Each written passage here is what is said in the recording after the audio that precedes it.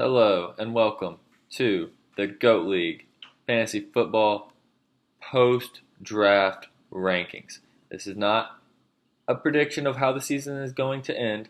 This is where I would rank the teams in the order in which I would expect them to finish if all else stands the same on the teams.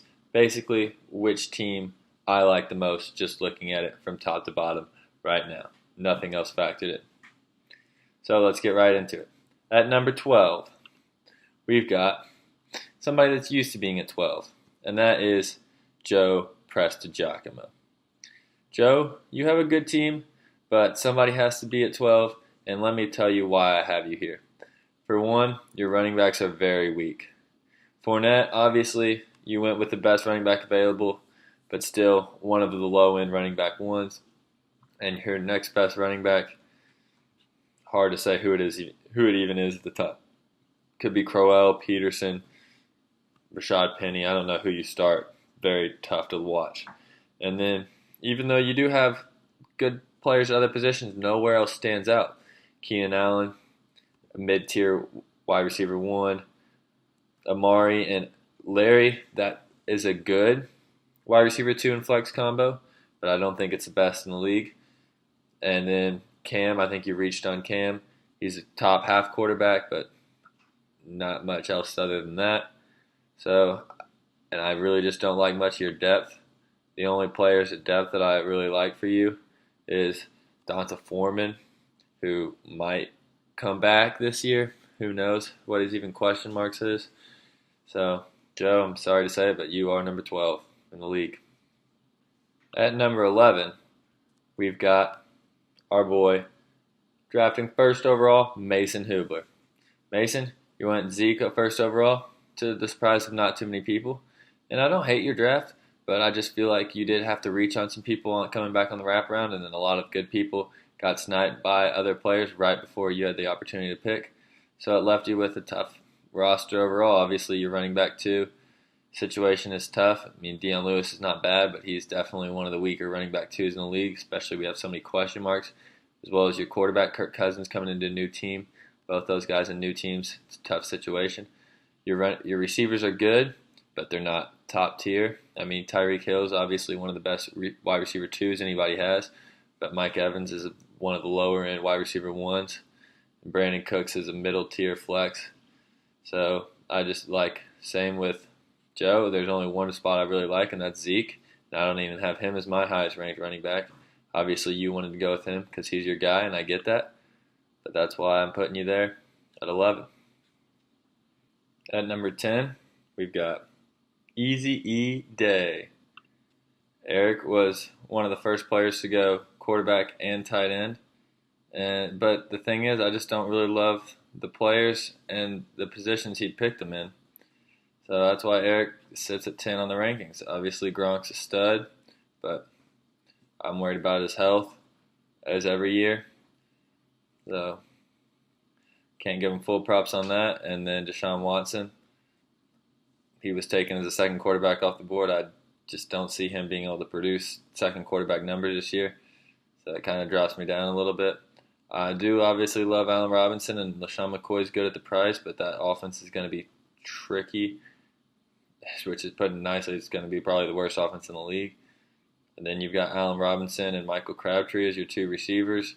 They both are on new teams. Hard to trust them, and I like Emmanuel Sanders as a flex guy, but still, I just don't really like the team overall as a whole. Somebody that I do think could help you out a lot is Keelan Cole, who you pick late. He could overtake Crabtree or Sanders or Robinson in your starting lineup. And Tariq Cohen does have explosive ability. So your team definitely has potential. And it's hard to rank you here because you do have good pieces. But there's enough that I just don't really like to put you at 10. At number 9, we've got the league defending champion, Brock Hayden. You know, Brock, I'm your biggest fan, so it just hurts me, pains me physically to put you here. But I've got you here at 9. Obviously, Le'Veon's one of the best players in the league. And then you come back, you get T.Y., your dude. And I get that. But then you just go Ricci on Carlos Hyde and Ricci on Jamison Crowder. And what do you want me to do at that point? You know? You Ricci on Greg Olson too, and just don't know what else to do here. Okay? You got Andrew Luck now, which helps you. But you just didn't do that good, Brock. You didn't do that good. You're at number 9. At number 8, one of my favorite league members, Ben Rudy. This man is always cooking up bombs. But it looks like the only positions that are cooking any bombs this year for him are wide receiver and quarterback. Because you freaking popped off there. Hopkins, Julio, Rodgers. It's more than a 3-player league, Ben. You need 9 to fill a roster. You need more for depth, and I just don't know where the rest of it went.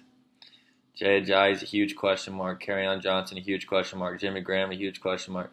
Devin Funchess is going to see a lot more competition for targets.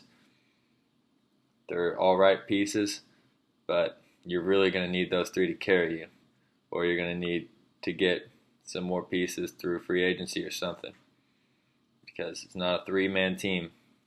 Does a team make? But those 3 are freaking good, so if you can piece some other guys around them, you've got a chance, Ben J. Hope to see you in the playoffs. Oh, what? I didn't see you all there. Sorry, I was just eating a little bit of humble pie, because at number 7 in my rankings, B. Hess. I like my team, I really do. But Kareem Hunt, the 8 spot's just tough. There's a drop-off after those players. I like Kareem Hunt there, but I get why it's not an ideal pick. Come back. Maybe I reach for Davante Adams. He's my favorite player there. So I like my first 2 picks. Kelsey doesn't fall to me, so maybe I reach for Alex Collins. Then I get Ertz and Russell Wilson instead of going for more running back and receiver depth. The next thing you know, I've got Robert Woods and Tevin Coleman in my starting lineup. I'm not mad about it. I really like my team. I think I've got a great chance to compete this year. But looking at it on paper, I get why people would say it's not in the top half of the league, and that's why I'm sitting here at number 7. I'll be 1-0 after week 1 and be in the top half of the league, prove everybody wrong. See you there.